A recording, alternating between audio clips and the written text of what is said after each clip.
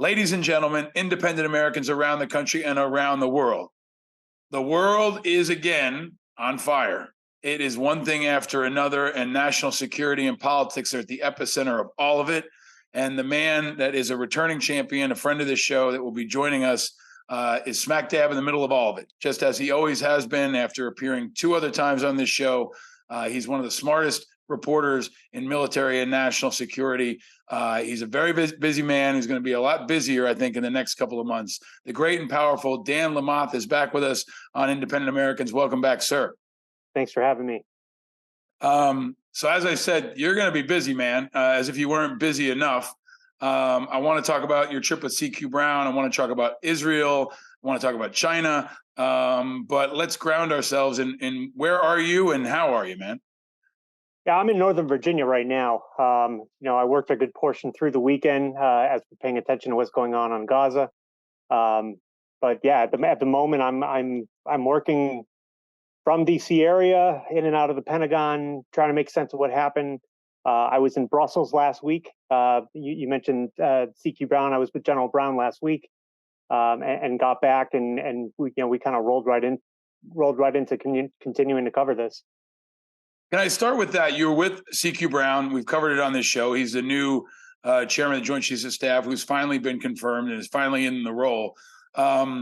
You were with him, and can you talk about? You've talked about this before. How many other people were with him, and were you with him when the Israel news started to unfold, or that trip just ended? Yeah, the trip came after the attack by Hamas. The trip invite came before, so you're immediately left wondering what might change, what kind of access will there be, what kind of challenges will there be. Do you end up going any additional places? Like, these things all happen when you're on these trips. As it turned out, General Brown did Brussels. It was a quick down and back trip. Secretary Austin was in Brussels at the same time. He went on to Israel while we came back. So you don't know if you're going to make a turn and just keep on going to Israel or go somewhere else every time you get on one of these trips, right? Always pack extra clothes on these trips. I want to dig deep behind the curtain on this, Dan, because I think this is a side of this that folks don't understand. And it's also been, in my view, in contrast to how Ukraine has done operations. I mean, I was reflecting with a friend. There aren't a lot of embeds, Western embeds on the front lines in Ukraine right now. And that's been, I think, a deliberate move on behalf of the Ukrainian military. But the American military, pre 9/11, pre-invasion of Iraq, has been really trumpeting how open doors they are. But how many other reporters are with you and the chairman when a trip like that unfolds? And are you alongside him the whole time? Do you get a couple hours with him each day? How does that work? So in this trip, it was 2 other journalists. And that's pretty standard for a chairman trip. The defense secretary often takes a slightly larger pool. It can be anywhere from 3 to probably a dozen, depending on the trip. I would say in the Austin era, it's generally been maybe 6 or so. And he's made available to you each day for a couple of hours, or are you tagging along for everything and just see what happens? Usually there's touch points planned ahead. Often they're on the plane, which is a spot when you're both kind of contained in the same area with some potential. He's got plenty he can do. He can connect from anywhere. But yeah, you generally get pulled into the plane, into the back of the plane to spend some time with him. That happened here. We went on the record for maybe 10, 15 minutes. We pushed some of that right away. And then you generally spend some time, get his thoughts. It's often a mix of on and off the record. That's very typical as well. And that's valuable. I mean, that helps me understand his thinking. That helps me understand, to the extent we can, what we should be watching for. You don't necessarily see him every day on a trip that's that long. And I would note that on this trip, this was a Ukraine Defense Contact Group trip. They did all of that. President Zelensky was in Brussels at the same time I was. That was new and different. He had not been to a contact group meeting in person. But at the same time, Brown and Secretary Austin both were pulled away for phone calls, including some with the White House, as a result of what was happening in Israel and Gaza. Dan, you've covered other chairmen. You've covered Milley. You've been around Milley. I think folks are getting to know CQ Brown. I've been incredibly impressed by him, by his humility, by his personal story. He's a fighter pilot that I think you and others have talked about how he had to eject once. I was with him just a few weeks before he was formally announced. Can you tell us what your impressions are in what kind of a leader CQ Brown is? I mean, people have this image of Millie as a former Princeton hockey player, but what kind of a guy is CQ Brown, who is now going to be in the epicenter of all of this? My observation so far, as well as some of the previous reporting I've done, he's thoughtful. He's not a yeller. He's not somebody that you're going to hear kind of banging the gavel and you know banging the podium as he's speaking. But he's well thought out. He has plans. I think he's going to probably rein in a bit what the chairman's office says, as opposed to what General Milley did. A lot of people think that's probably overdue.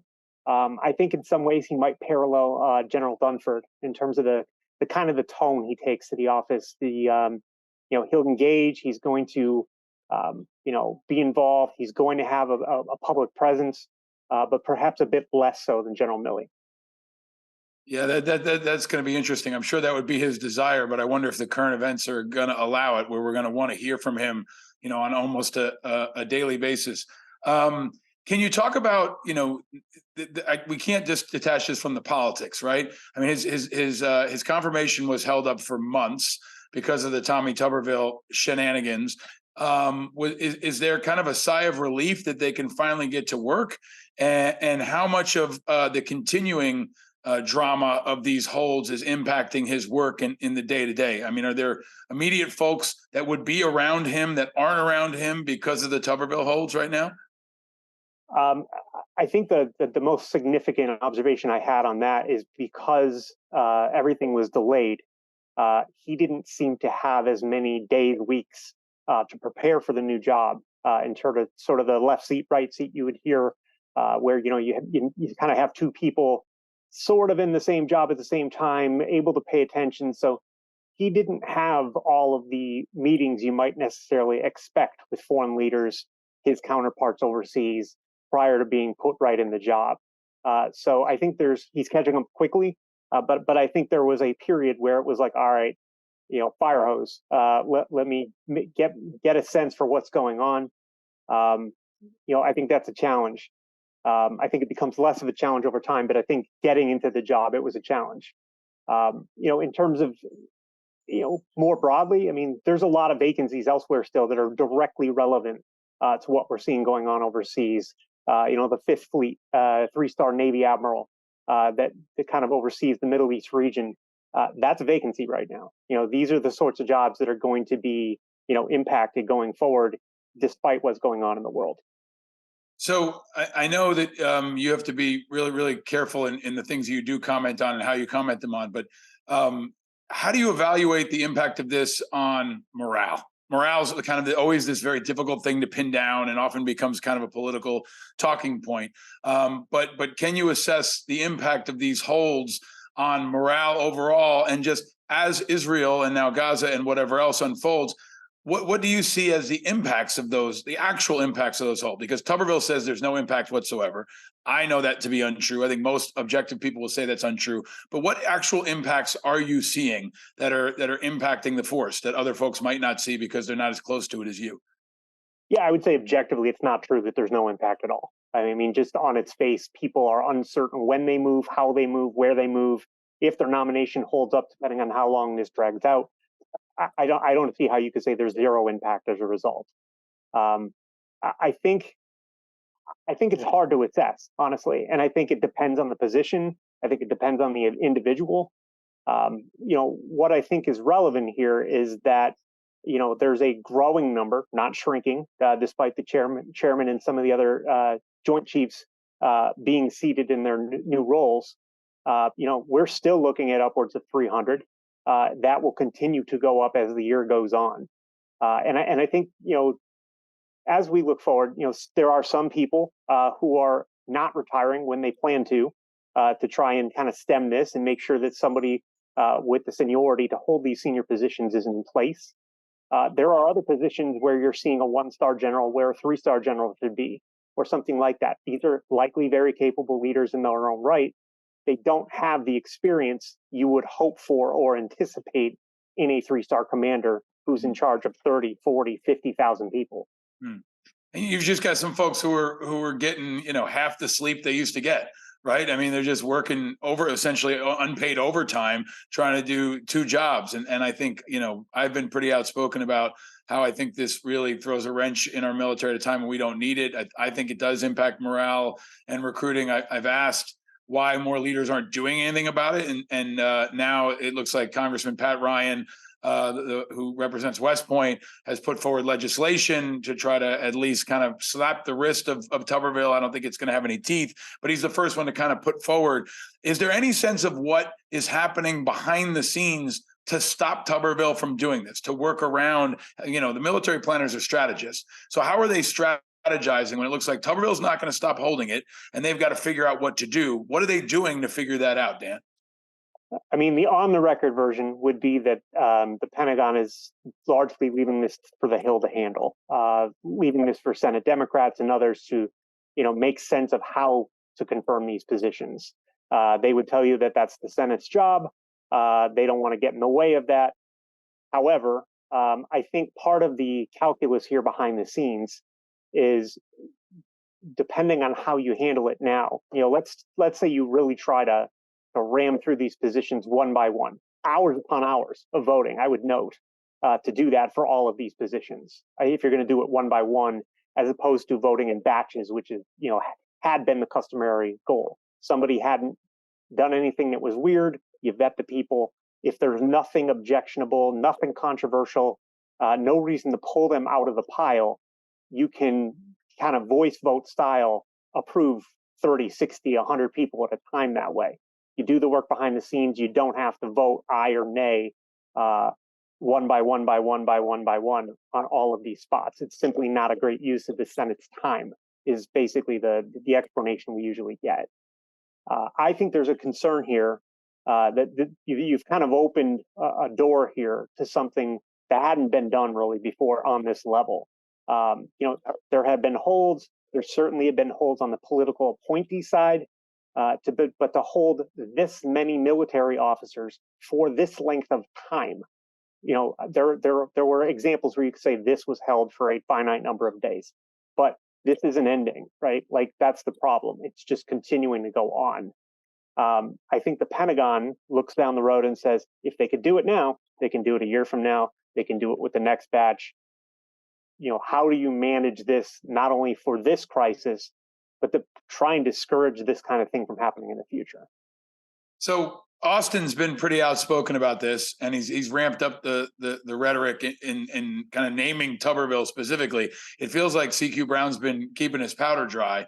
Tuberville said they met before are they talking once a week? Is it kind of like, hey, every week CQ Brown's got to call up Tuberville and go, hey, Senator, can you do me a favor and drop that hold? And he says, no, I'm not going to drop my hold, drive on. Is there any communication happening between the two directly, and I assume staff is happening, but are the two talking directly at all? I don't get the sense. I cannot tell you for sure at what level they're talking right now. I think the staffs are certainly staying in touch. This is more on the political side as opposed to the chairman's side. So I think Secretary Austin's staff is staying on this to a greater extent, leaving the chairman's side more to the ops of the world. We have heard periodically of calls or efforts from the secretary's office to get in touch with Tuberville's staff and the senator himself. But I don't get the sense there's a lot of movement there. There's no real bargaining that seems to be going on. DOD doesn't want to drop their policy that's relevant here, which is largely based around providing travel expenses to service members who may need or want an abortion. And Senator Tuberville does not seem to be willing to back down either. So I don't get the sense there's anything ending anytime soon on this. There's something I want to focus on. The way you describe the Pentagon policy is the most accurate description and precise description I've heard, because in the media, part of this is, the Pentagon policy on abortion or the Pentagon policy to fund what Tuberville has called abortion tourism, right? But I want to note that this is why your role is so important. You've been very precise in describing what it is that is being contested here, the controversial point. And I appreciate your precision and your accuracy around that, because I think it's going to be very necessary as this continues to kind of spin around. I don't want to move. I want to get to Israel because it's so important and it's so timely. But I also want to underscore that I don't want to do what everyone else is doing, which is completely forget about Ukraine and start talking about Israel. You were with CQ Brown because he was meeting with the action group. There's a huge story in the Times talking about, have we passed peak Ukraine? I am concerned that we have, where Zelensky is going to see political attacks on the Ukraine war. We've seen funding held up. I think that may be our new normal. Can you shed any light into what the Pentagon is doing or thinking, or what you saw? Because it feels like the cameras just moved from Ukraine to Israel, and they might not come back, which Putin would obviously love to see, and has Zelensky very concerned. I think one of the major messages of this particular contact group meeting, which is pushing 50 allies meeting in Brussels this time. Sometimes it's in Germany, sometimes it's in Belgium. And basically trying to level set that the funding is not going away, that allies are continuing to provide munitions and other equipment. I think we're left in a spot where it's not really certain long term how this looks. And I think one of the challenges, especially as the political messaging in the United States goes on, is the Biden administration motto on this is that they will continue to support Ukraine as long as it takes. But left unsaid there is that's assuming Biden administration or a similar administration is in charge. We don't know that right now. That there's a finite level of time that you can say for sure that's the case. So that does leave you, quite a bit of time forward, but no certainty beyond that. Yeah, it feels like another promise that the military is going to make that they can't keep. The country can't keep. I mean, it feels like promises we made to Afghanistan and the Iraqis and so many others over the course of this. That would be, I think it would be the right thing, the best thing for American and global security if we could do that. But I don't think Biden can keep that promise. I don't think, CQ Brown can keep that promise right now, given the way Congress seems to be yanking the plug on things here. Can I ask you to underscore, or at least to illuminate for us, is there any change to the military weapons and support that is coming to Ukraine, has been scheduled to come to Ukraine over the last couple of weeks? Have these fundings, have they cut off, ATACMS or Abrams, for example? Is there any specific impact that you've seen so far that a train has stopped that would have otherwise been going to Ukraine? We've been watching for it, largely in light of the Israel-Gaza conflict. Just the idea that precision munitions that Israel might need, for instance, are also precision munitions that Ukraine might need. I haven't seen that yet. I think they're fighting different kinds of wars. I think Israel is a different military from a starting point than the Ukrainian military was and still is. The Ukrainian military doesn't really have much of an air force even now. The Israeli one does. So you're seeing things, small diameter bombs, JDAMs, things like that. I think they may flow to Israel. Ukraine had some utility maybe for some of these things fired in different ways, but Israel's ready now and already has some of these things already. I know you're going to be covering this, but one of the things to watch for is how our industrial base defense contracting procurement system handles this, right? Like a turn, but also a new level of demand. It's something I think China has been banking on, and many folks have underscored from the national security community, and Trump has kind of exaggerated into saying they're running out of ammunition, because it's not at that point, but there have been significant disruptions, and it's going to be a test to our defense system, right? Like, can they move and respond to the new weapon systems that are going to be needed, the new locations, right, that are going to be needed. But let me ask you to shift over to Israel. You've done some initial reporting on how the American military is responding, and I want you to go deeper on that. But I want to ask you a specific question. Are there special operations forces in or around Israel right now, Delta Group, for example, that have been specifically assigned to get Americans? There's plenty of reporting out there at this point that would certainly tell you that there are U.S. Special Operations Forces working in and around the U.S. Embassy. They're advising. I don't get the sense there's any kind of capture or retake missions imminent. I think that's a very dicey proposition. One of the things the Biden administration is balancing here is not getting dragged in directly into a conflict if they don't have to. Because one of the variables here is if you see U.S. forces in Gaza, how does Iran respond? How does Hezbollah respond? Does that widen the conflict? So not unlike Ukraine, there's a certain calculus of if we do this, what's the second and third order effects of those things?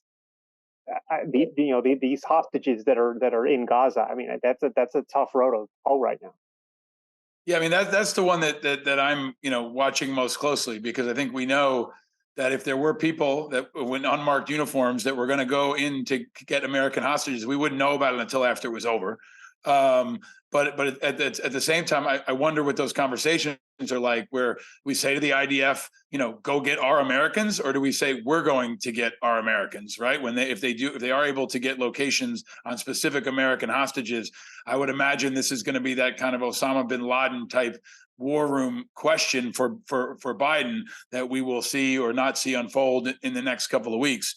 In the meantime, Dan, what do we know about what's in Israel? We know there are a limited number of forces at the embassy. Can you shape for America, for our audience, what other American forces are already there or nearby, and what's en route? In terms of Israel, it's a very small number. You're looking at the Marines who kind of staff and man the embassy security-wise. You're looking at some U.S. military advisors and special operations forces that are largely, I think they're largely trying to make the Israeli military smarter on what's happening, what's available, what's going on, how to integrate the intelligence, those sorts of things. But as recently as late last week, the Pentagon is definitively saying there is no plans to put U.S. troops on the ground. Now they can kind of say, well, except for when it comes to those that are already there in this limited kind of embassy-centric role. But the question becomes, at what point do you expand beyond that? Does the Israeli military need a larger number of intelligence, analysts? Do they need medical capabilities that the United States could bring to bear? Radar, variety of capabilities. You wonder about. They have Iron Dome, and it's a very capable system preventing rockets. But given the sheer volume, particularly because you're not sure what Hezbollah will do, is that enough? Do you need any other kind of air defense capabilities? And that, I would note, is something that is a very significant, competition. If they decide, well, we need to send more air defense to Israel, there's a very finite number of air defense systems in the world right now. Ukraine wants anything they can get their hands on. That's also part of the equation. Dan, I don't know the answer. There are Patriot missile batteries in Israel. Are they manned by American soldiers or by Israeli soldiers? Do we know? I'm based on the other reporting, I would think that this is something that we provided to Israel some time ago, as opposed. Yeah. So I guess the big scenario that I would be planning for if I was in the White House, and I wonder if you've gotten any color on this, is if tomorrow Hamas posts a video of American civilians being held, and they say, we are going to kill these American civilians in X hours or something like that. Have you gotten any sense of contingency planning around CQ Brown or anyone else about what they're going to do, or even your own professional assessment? What do you think they would do? I think it's a really tough, not unlike when ISIS had the hostages. I think it's a really tough thing to say, somebody's just been beheaded on camera for the sake of argument. We're going to do X, Y, Z immediately in response. I don't think we're in that situation where those sorts of things are feasible. I think especially with Israel launching likely a ground offensive within days or hours even, there is a sort of management of how does this all integrate. Right now, the U.S. seems to be largely leaning on the idea that Israel is a very capable military, that they're balancing kind of leaning on Israel a bit for the humanitarian side of this, allow civilians to move south, for instance. hey, are you sure they've been able to move south, or are they blocked from doing so? Yeah. Those are parts of the equation. The water was shut off for about a week, which is a pretty significant step that had nothing to do with Hamas in terms of the amount of people it affects. It affects way more than Hamas, I guess I should say. Um, as of yesterday, and we're now hearing the water's back. Right. So that's the sort of thing. Israel's going in. It looks like they're going in heavy. We have also already seen a great number of videos of buildings that have been flattened, and the casualty count is well over 2,000. Many of those are civilians. So this is an ugly situation already right now, prior to the ground offensive.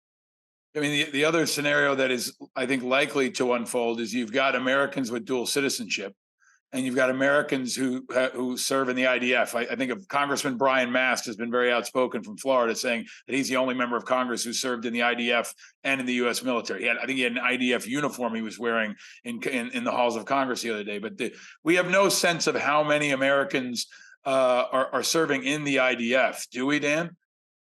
I don't have that number on hand. I know from my own kind of just life, I have former college classmates who served in the IDF. So Yeah. assumedly that sort of thing continues.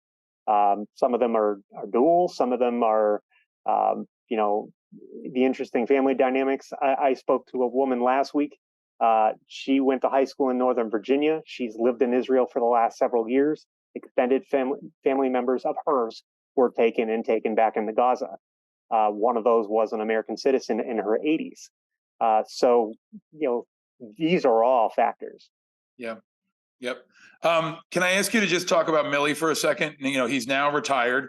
He had a retirement party, and he's probably enjoying a little bit of time where he doesn't have to shave for a couple days, and he doesn't have to be in the spotlight. But you've reported on this man pretty closely, and I think smartly, for a long time. Do you have any sense of what he's going to do next? If I were a political strategist and I was on Biden's team, I'd ask him to go on the stump against Trump, or maybe other groups will come out. Many of these generals go to corporate settings and serve on boards or go into academia. Do you have any sense of what Milley might do? I don't, other than there's been a lot of discussion of him writing some form of leadership book. I'm waiting to see whether that happens. I'm waiting to see where that would go if it does.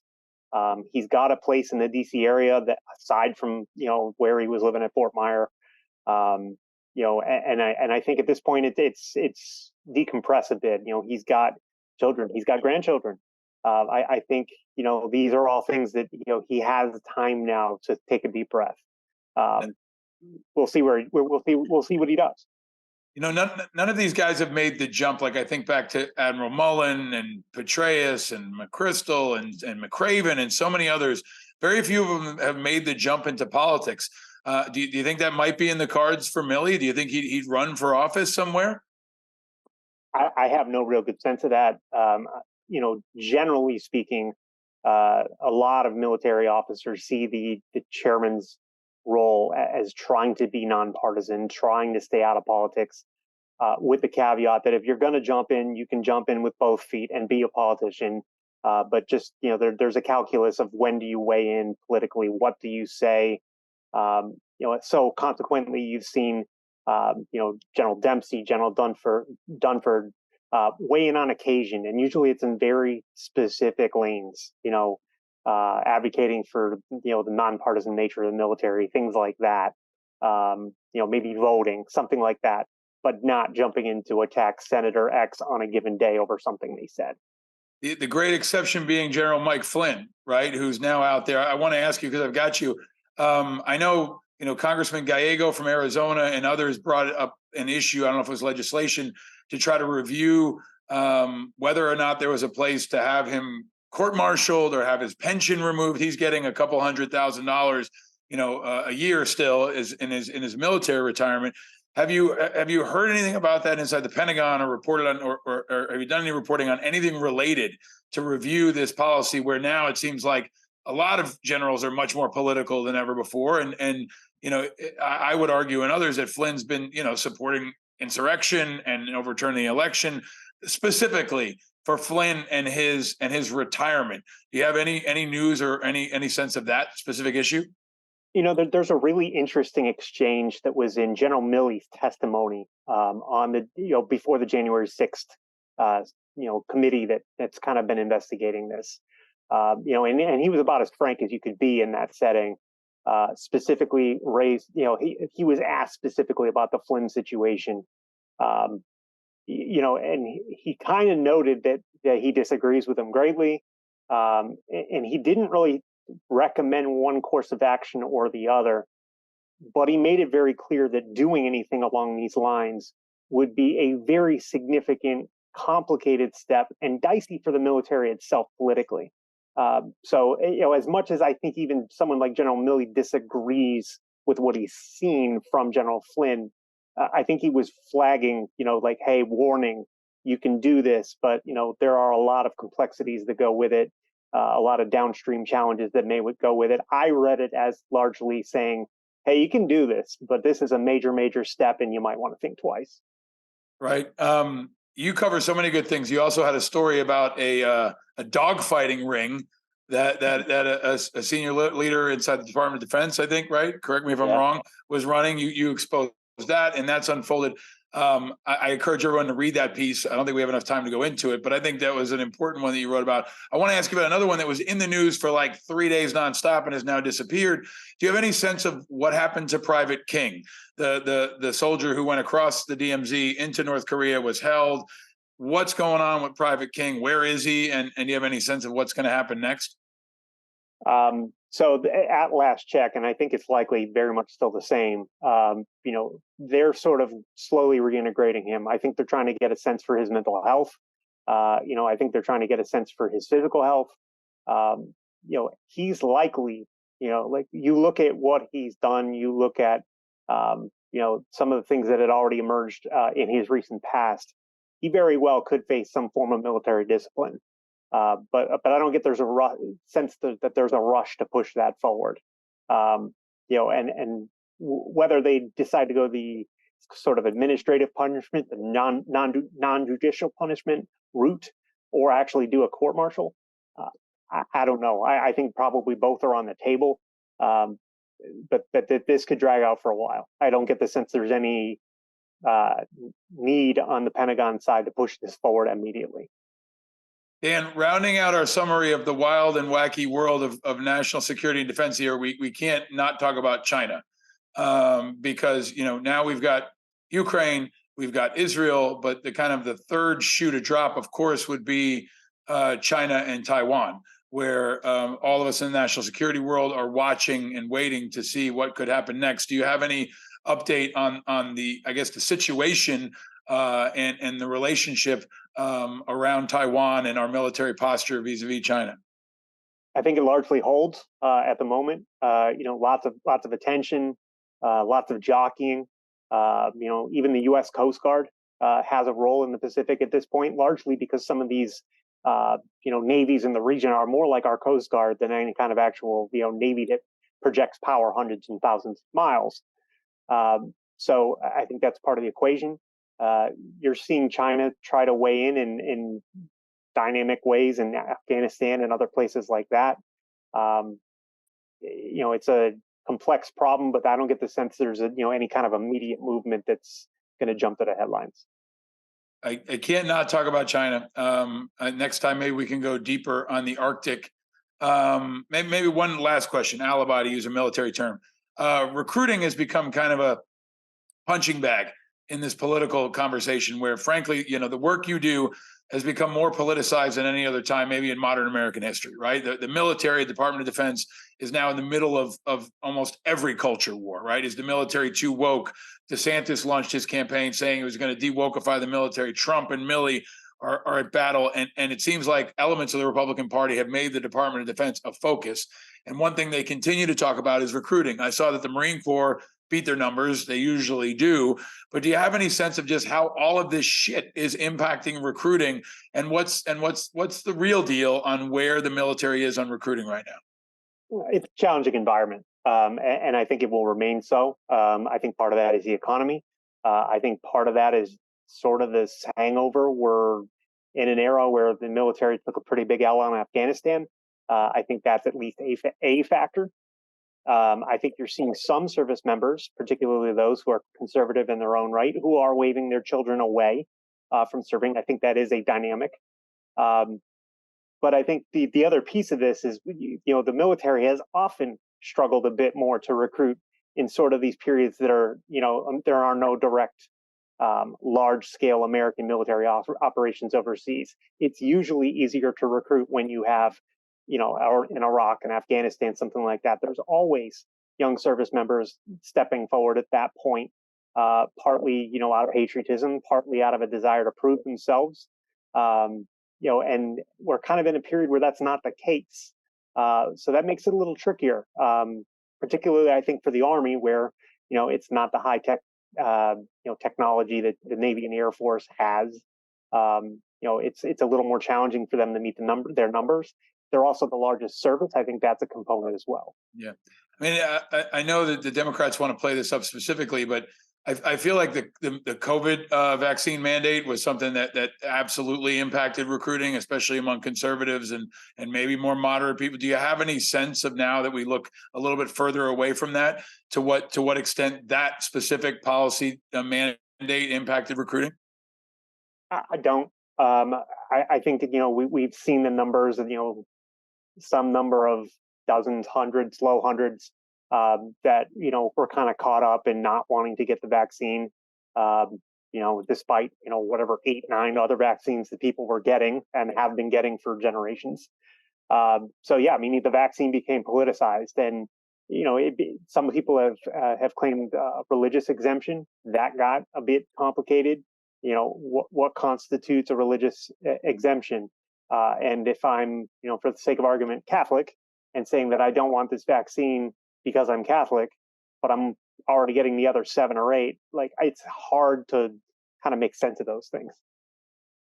Dan, you've helped us make sense of things for many years. I often wish we could just put a GoPro on your head and see the world through your eyes, because you're close to the most powerful people and the most powerful military in the world, at maybe the most important time we've ever seen. So I'm really grateful for your tenacity, your leadership. Your reporting is fantastic. You've continued to come on this show and help share your experiences in your reporting. And I've said this before, but I think what you do is a tremendous public service, and it's a global public service in times like these. So thank you for all you're doing. You and I have nothing to escape to in football season this year, because our teams are as awful as world politics right So now. bad. So right? bad. I mean, your Patriots, we could say what looks worse, Congress, the Patriots, or the Giants? I mean, we could have a whole show about that, right? I mean, feasibly, the Senate might be able to get a first down before the Patriots at this point. So, yeah, it's a rough year to be a Patriots fan. Well, maybe Belichick will retire and run for office. And then we'll be covering that, right? But until then, Dan Lamothe, you've been fantastic. Thank you for joining us on Independent Americans. Again, everyone, follow his reporting. Follow him on all social media platforms. I'm sure he'll break a story or two before this drops tomorrow. But until next time, Dan, thanks for all you do, and stay vigilant, sir. Thank you. Thanks for having me.